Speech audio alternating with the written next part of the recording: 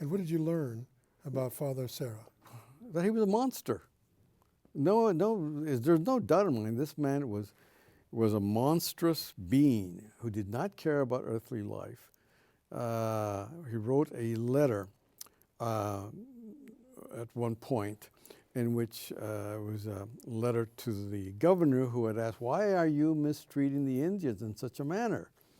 And he said, "Well, this is the way it's always been done, even since the 1600s, when Father Solano had his missions in Peru. If an Indian did not obey him, he would order him whipped. And when you have a civilization such as we have here that is so backwards, the only way to treat them is by blows."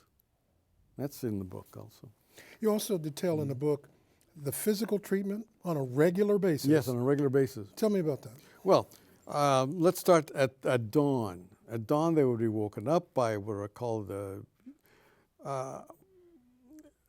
in the Nazi death camps, they had people that were called capos. They were Jews who basically became the policemen for the Nazis.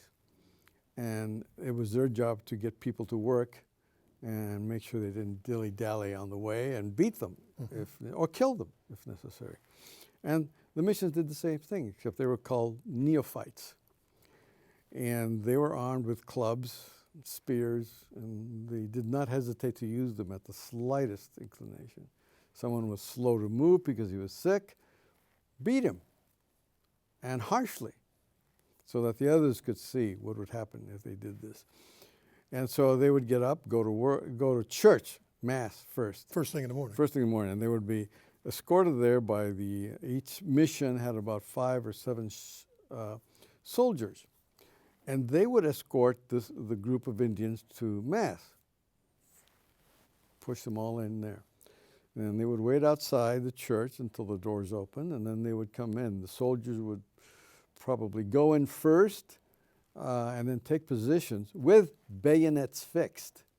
You know what that means, don't you? Right. Yeah, bayonets fixed, not in their cell, but ready, with bayonets fixed, pointed and like ready. this, right? Yeah, at the Indians, to make sure that they knew what would happen if they tried anything.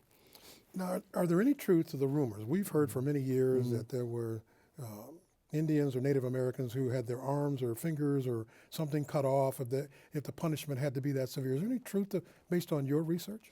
I didn't find any of that, but I found worse. In one case, a group of Indians had run away from a mission.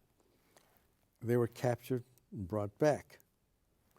The leader of that group, an elderly Indian, was taken to an open field in which had been placed an upright stake. And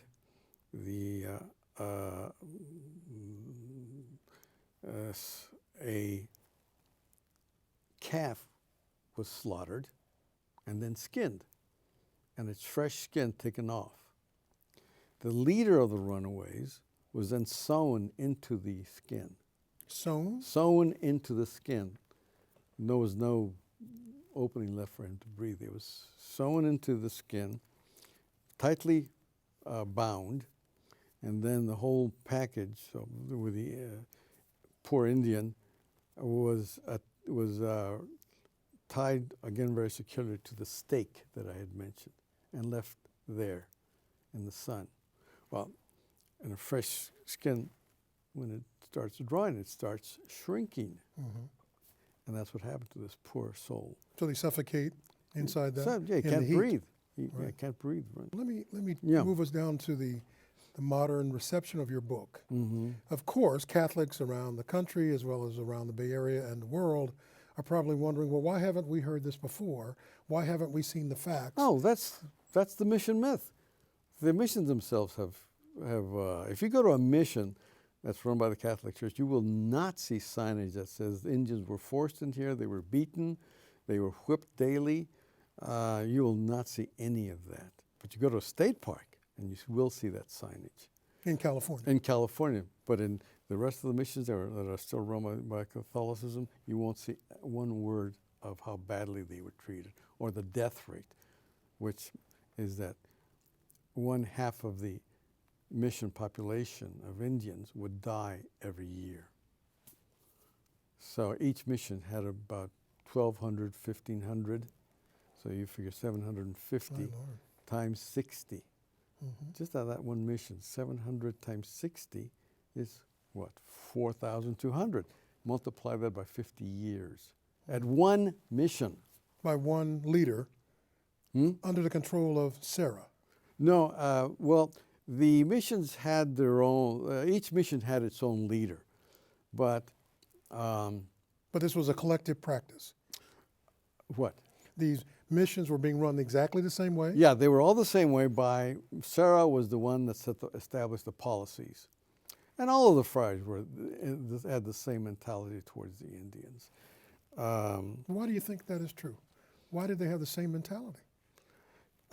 Because they had been told to. They had been told to, as things went along, each mission had 3 friars. They were like gods, kings, and they could do whatever they wanted.